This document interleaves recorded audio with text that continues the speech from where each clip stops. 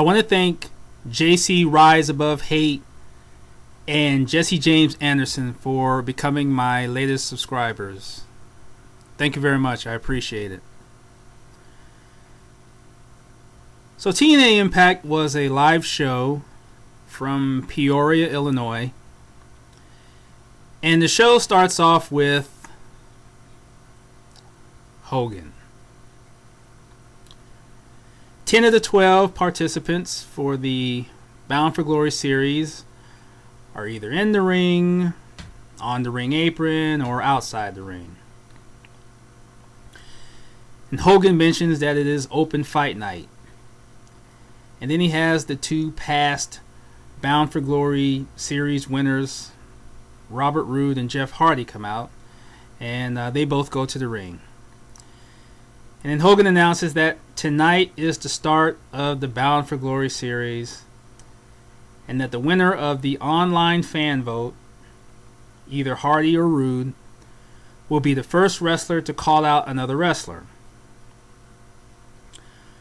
Jeff Hardy wins the vote, and he is looking for someone to call out. Austin Aries grabs a mic and tells Hardy that he wants to be the one who is called out. But Hardy won't call him out because Aries is more popular and he will get louder chants. Then Christopher Daniels grabs the mic and tells Hardy that he should not call out either himself or Kazarian, because if Hardy did, he would face the most demoralizing loss of his career. And then Hardy decides to call out Robert Roode because Roode made it personal last week. Roode shoves Hardy, and then a brawl breaks out among everyone in the ring. Now, I think that this segment could have been streamlined to the point of having the online voting results announced. And then you have Hardy come out, calls out Roode, and then this would be followed by a transition right into a match between Jeff Hardy and Robert Roode. I don't think there would have been any problem with having that match as your first match of the show. And I think that that would have worked better than Hogan repeating what he had already said last week. Mic work that was okay but unnecessary, and a brawl that didn't come off well and was abruptly cut off by a commercial break.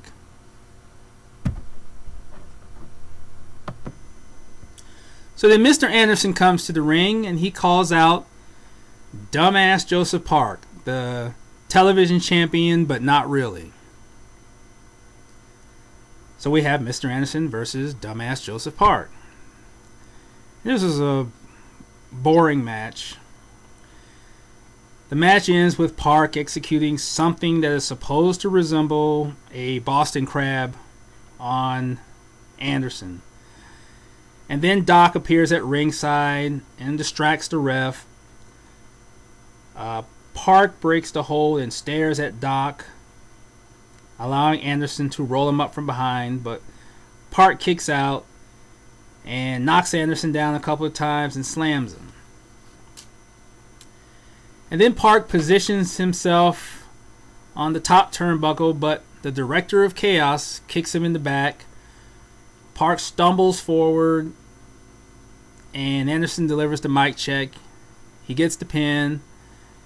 Mr. Anderson wins and gets 7 points. Now, Mr. Anderson really did not need help to beat Dumbass Joseph Park. But there was a reason why this happened. So then we see Aces and Eights backstage. And Mr. Anderson brags about beating Joseph Park. And he says that he should be the new vice president. But then Doc interrupts and tells Mr. Anderson that he only won the match because of Doc's help. And Doc says that he should be the VP. And they continue to argue until Bully Ray breaks it up and says that the group will vote on who becomes the vice president. And then Bully Ray says they have business to attend to that involves his quote-unquote wife. So basically this is TNA continuing this unexplained fascination with presenting Bully Ray at his worst by having him place his focus on Hogan's daughter. Just dumb.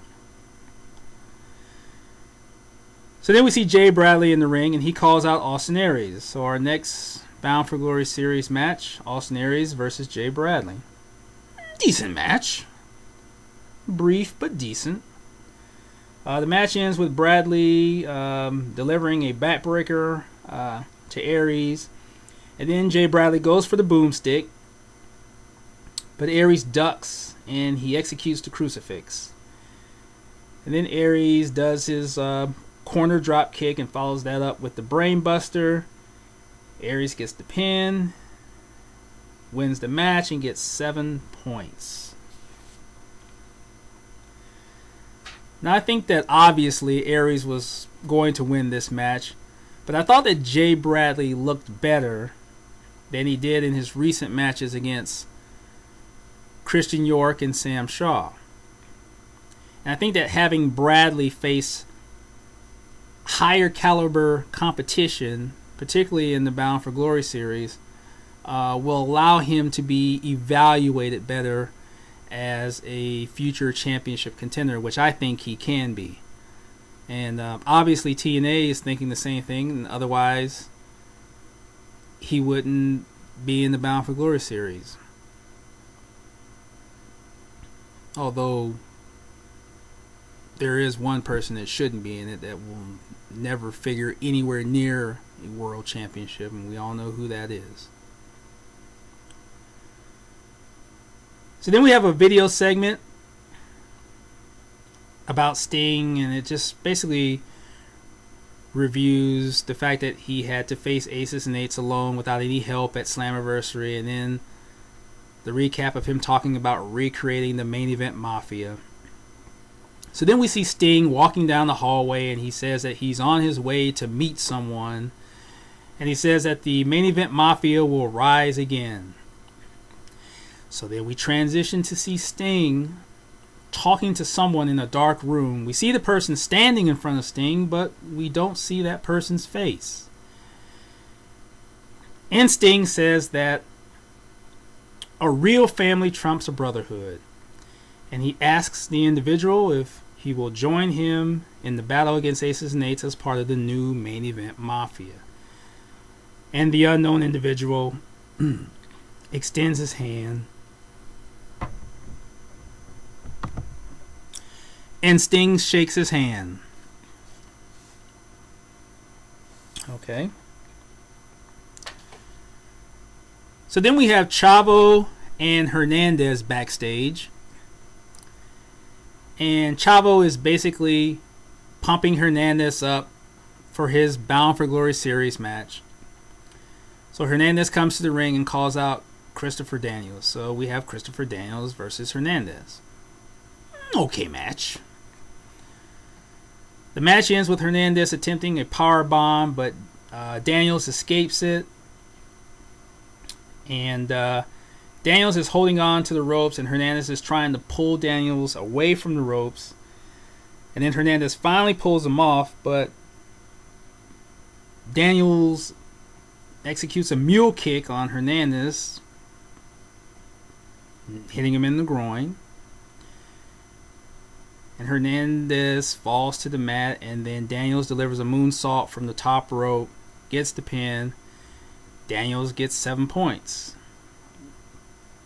And this match was even shorter than the Aries-Bradley match.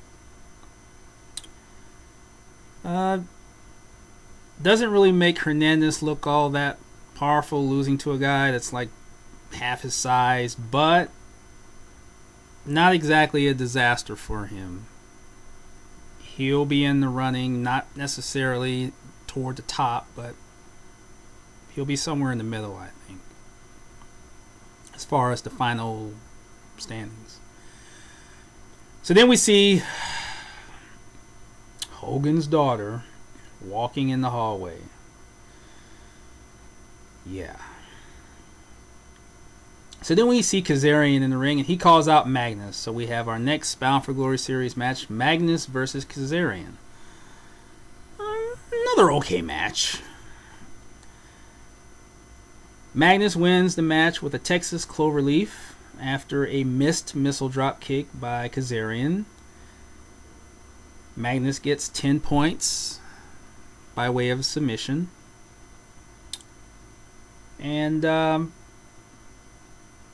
like I said, it'll be interesting to see how far Magnus progresses in the Bound for Glory series. And like I said, he really should be the TV champion right now. And right now, I can't think of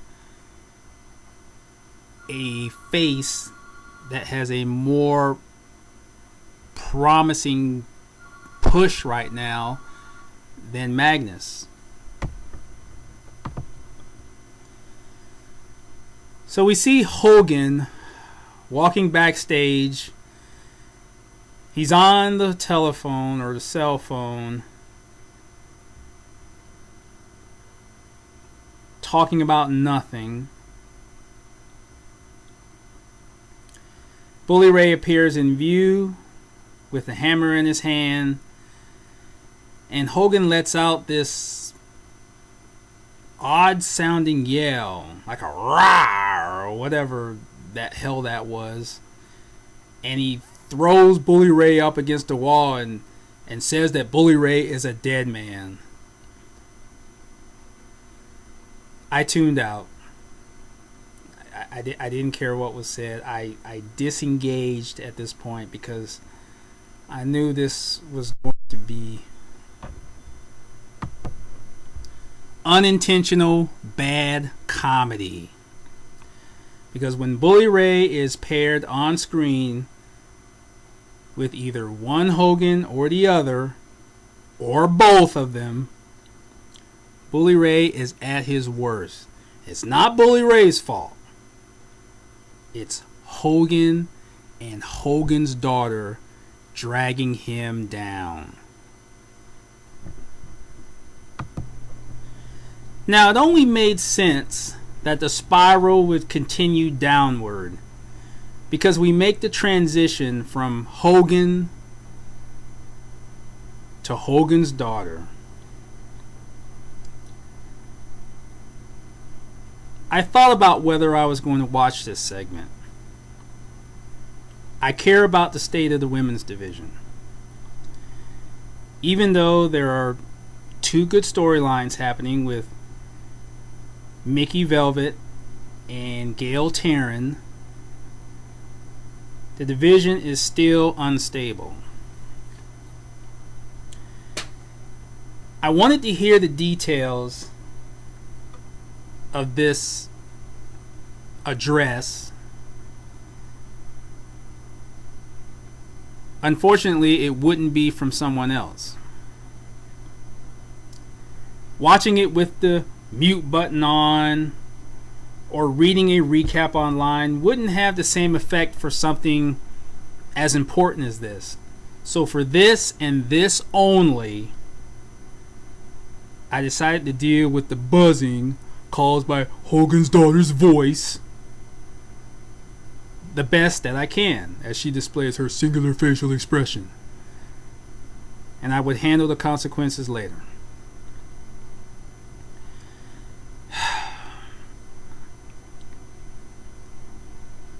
So Hogan's daughter comes out to her annoying theme music, and she stands behind this podium in the ring. She says that she is proud of the women's division. The same one line that she starts off every time she opens her mouth to talk about the women. I'm so proud. I'm really proud. So she says there are a few issues to deal with involving the women's division. So she calls out the women.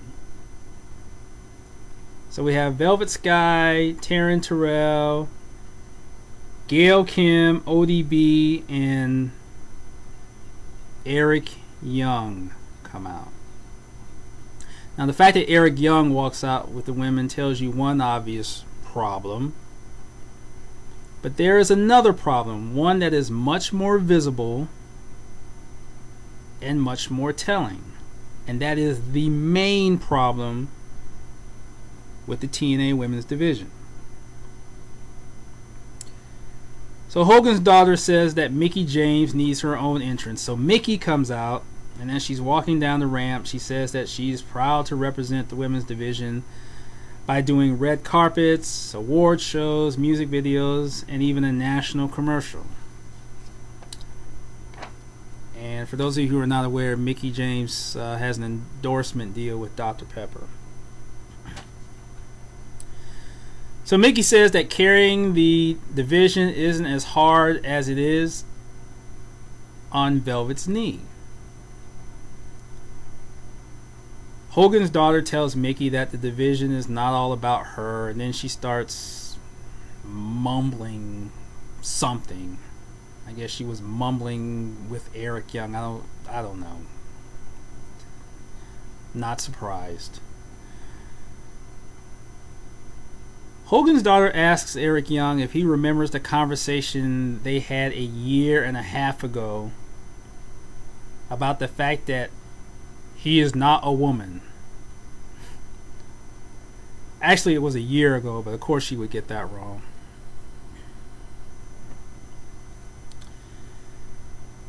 Young says the bad news is that he and ODB were never the tag team champions, and he gives the belts to Hogan's daughter.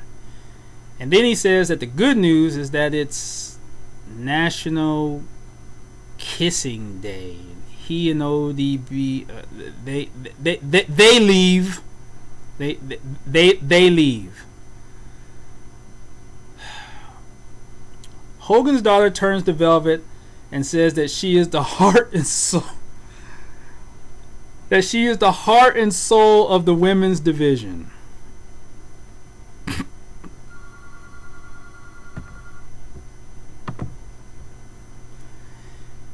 It's a statement like that which tells you that Hogan's daughter is only there to collect her paychecks because she has that last name.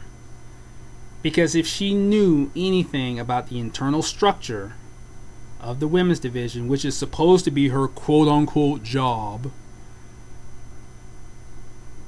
she would never have made that statement.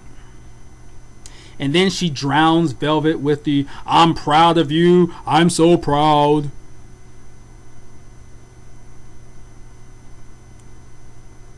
And Hogan's daughter mentions Velvet wanting her rematch. But Mickie interrupts and says that Velvet's knee is still hurt. Velvet lifts her leg and bends her knee a few times to show that her knee is fine. And then Mickie flaps her arms and says that the pigeons are going nowhere. And Hogan's daughter says that because Velvet's knee is fine, Mickie and Velvet will have the rematch next week. Then the real heart and soul of the women's division gets on the mic. Gail Kim wants her rematch and wants what belongs to her. And then Hogan's daughter acknowledges the match between Gail Kim and Taryn Terrell at Slammiversary, although she referred to it as Gail's match. Never said what type of match it was, never said the event at which this match took place, and then talking about she watched it. No, you didn't. No, you didn't.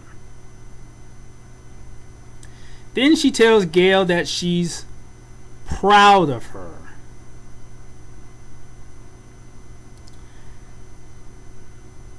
Now, strangely, some people believe that because Hogan's daughter is the daughter of, that means she knows the wrestling business. She knows nothing. Because if she did, she would know not to step on a heel's heat like that by telling her how proud you are of her. So Hogan's daughter tells Gail that she will face Taryn Terrell in Las Vegas and never says when, but only says in Las Vegas in a ladder match. And then Hogan's daughter says that the business is handled and this muckfest finally ends.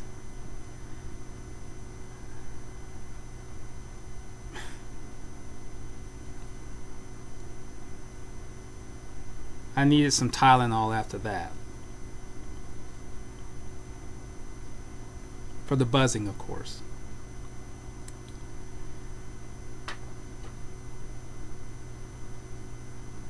I'm going to be brief about Hogan's daughter. What you saw was the culmination of 1 year of this chick doing absolutely nothing for the women's division. If you have decent vision and decent hearing, you saw and heard how horrid she still is after a year. Now I'm going to direct this to TNA Creative, because Hogan's daughter has nothing to do with the division. She couldn't manage making a cup of coffee, let alone manage a women's wrestling division. Now earlier, I mentioned the most visible and telling problem with the women's division. And if this was supposed to be the state of the women's division address, this should have been the main topic.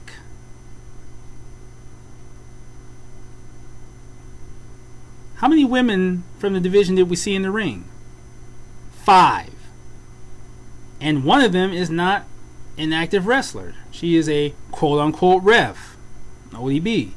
So that leaves 4 active female wrestlers. 4.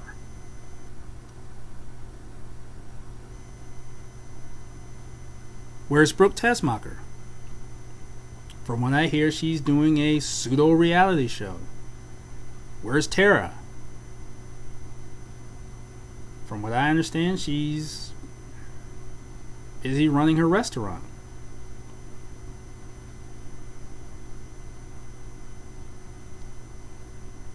Are they now being taken for granted? The main problem with the women's division is the lack of female wrestlers, and that was not even discussed. Some people even expected to see some new female wrestlers appear during this segment, but no. And it was never discussed what would happen with the Women's Tag Team Championship. Are the belts going to be retired permanently? Is there going to be a tournament? Now, I think a tournament can be done. I think that between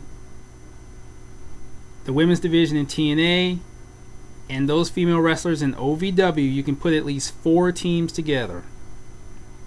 And then the other 4 could come from the independent circuit. Last year, TNA brought in independent wrestlers for the X Division Championship tournament. So why can't TNA bring in female tag teams from the independent circuit to compete in a tournament for the Women's Tag Team Championship? There is no excuse as to why they can't do this.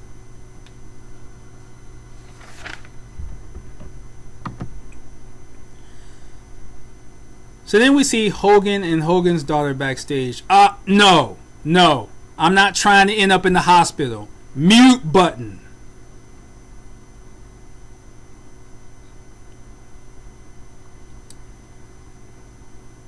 So we had the next Bound for Glory series match. AJ Styles against Samoa Joe. AJ Styles comes out and says that it isn't about Aces, Nates, or TNA. It's about him. And he says that becoming world champion will not be about the fame or the glory, but it will be for the money. He says that everyone wants a hero, but TNA has no place for a hero. And Styles says that he's not going to do the right thing anymore. He's going to do his own thing. And then Samoa Joe comes out and the match begins. Decent match. Close to good match. Except for this. During the match, AJ Styles does a sliding drop kick between the ropes to Joe, who is outside the ring. And then we hear Christy Hemme announce that there are 5 minutes left in the match.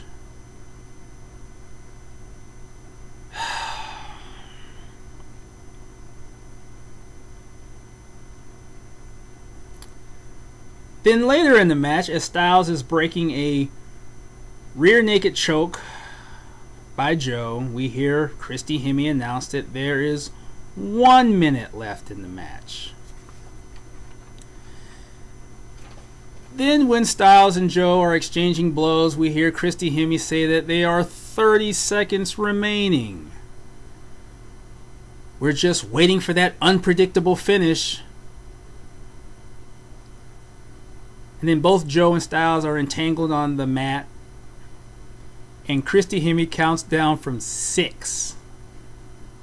Not 10. Not even from 5. 6. The bell rings and the match shockingly ends in a draw. And of course we get the obligatory 5 more minutes chant from the crowd. Joe wants 5 more minutes, but Styles leaves. So 2 points for AJ Styles and 2 points for Samoa Joe. Now there is some controversy surrounding this match. All the Bound for Glory series matches have a 15-minute time limit. And according to some people who timed this match, I didn't, but according to what I've read, which has been consistent, including the commercial break, the actual time of the match was 13 minutes and 42 seconds. So there was an additional 1 minute and 18 seconds that was not utilized. I think it's a moot point because Hemme had already announced that 5 minutes were remaining, and once she did that, you knew how the match was ended. So it really didn't matter if their timing was off. It was ending in a draw anyway. So then we had Aces and Eights backstage, and this segment was not important because it just makes Bully Ray look like a chump. When Hogan TNA does this to Bully Ray, I don't have any interest in it.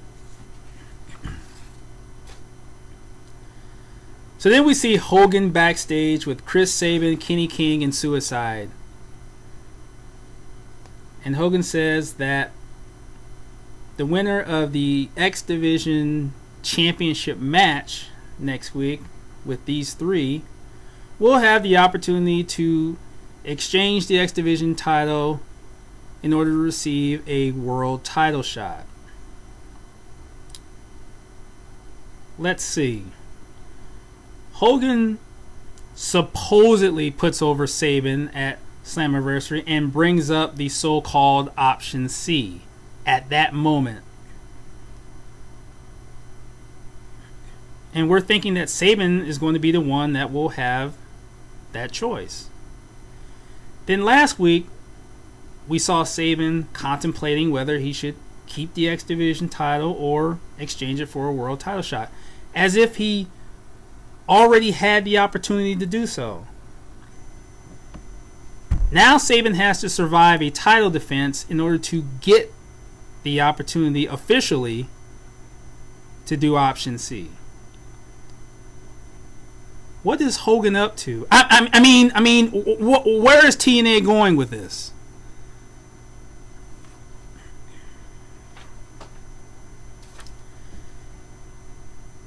Bound for Glory series match, main event. Robert Roode versus Jeff Hardy. Good match. The match ends with Roode executing a crossface on Hardy. Hardy bridges back and attempts a pin. Roode kicks out and tries to reapply the crossface, but Hardy delivers the twist of fate and gets the pin. 7 points for Hardy, your winner. So then Bully Ray comes to the ring and he says that the Bound for Glory series has started and 12 guys are gunning for him and the World Heavyweight Championship. And then he says that 3 guys from the X Division are also gunning for him because they'll have an opportunity to exchange the X Division Championship for a world title shot. So he says that makes 15 guys going for his title. Actually, wouldn't it be 14 guys? Because one of those guys is one of Bully Ray's guys. Mr. Anderson. Bully Ray says he will do anything to keep his title, and then he talks about what he did to Hogan and Sting. Now I'm going to do a quick fast forward for obvious reasons and go to when Sting comes out in his suit. Sting tells Bully Ray that no lone wolves are going to penetrate Ace's Nate, so he had to go back to his family. And Bully Ray questions Sting going back to his family and then tells the crowd to shut up. Bully Ray asks Sting what would he know about family, and he says that he beat Sting by himself at Slammiversary and he is the reason Sting will never receive another title shot.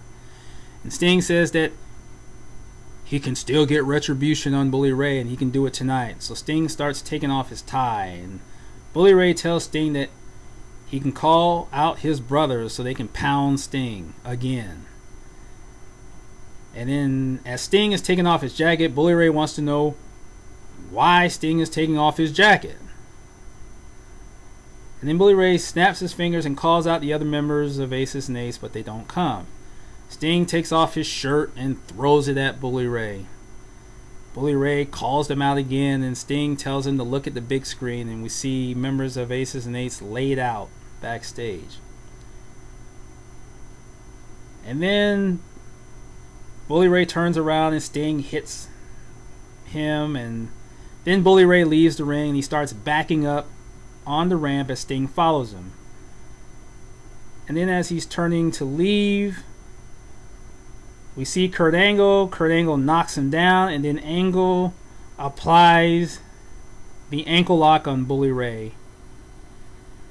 Bully Ray is tapping as Sting is in his face, chastising him. Angle lets go. Bully Ray is face down on the ramp.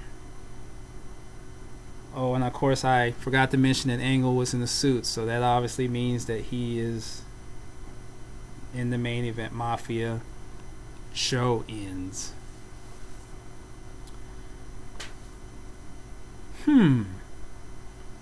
Wasn't Kurt Angle one of the individuals that Sting said didn't come to help him at Slammiversary?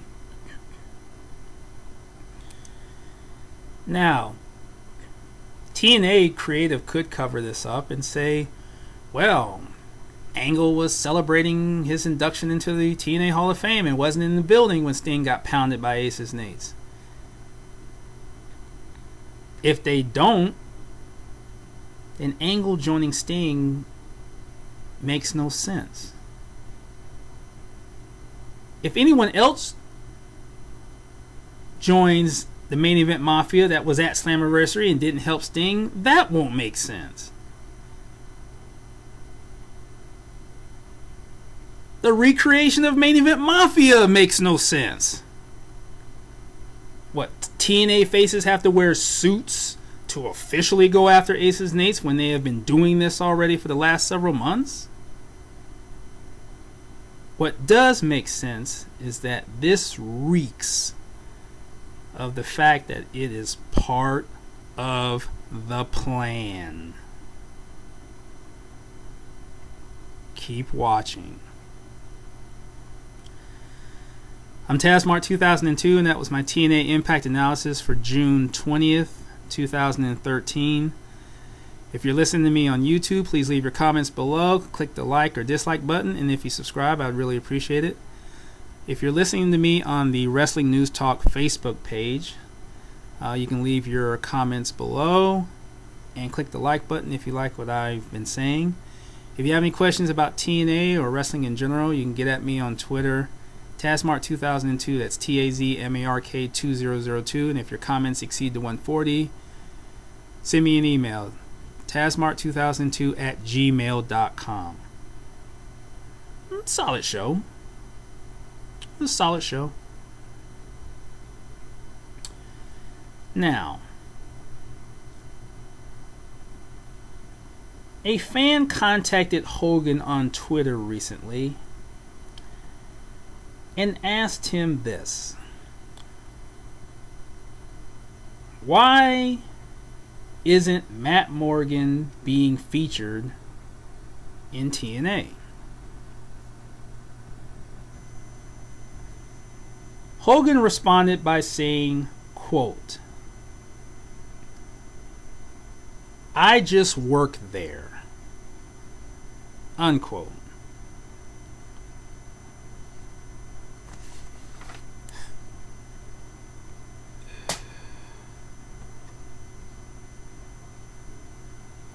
I just work there. Okay, Hogan, you just work there. So, if someone wanted to fire Hogan's daughter from the company, Hogan's going to say nothing or do nothing to prevent her from being dismissed. Is that right? Of course not.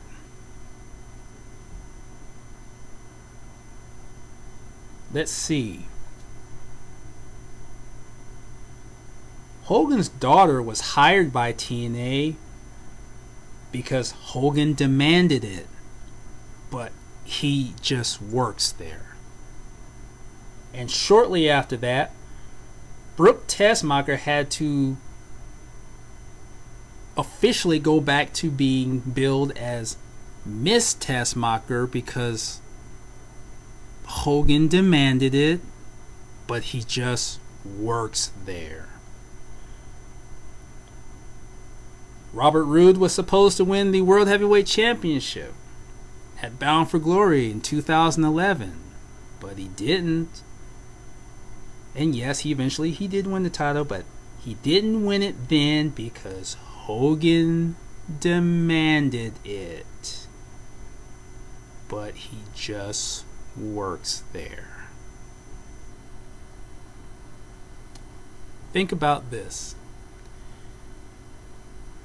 If Hogan gets the title shot against Bully Ray at Bound for Glory, will it be because he just works there? I'm Tazmark 2002. Gone.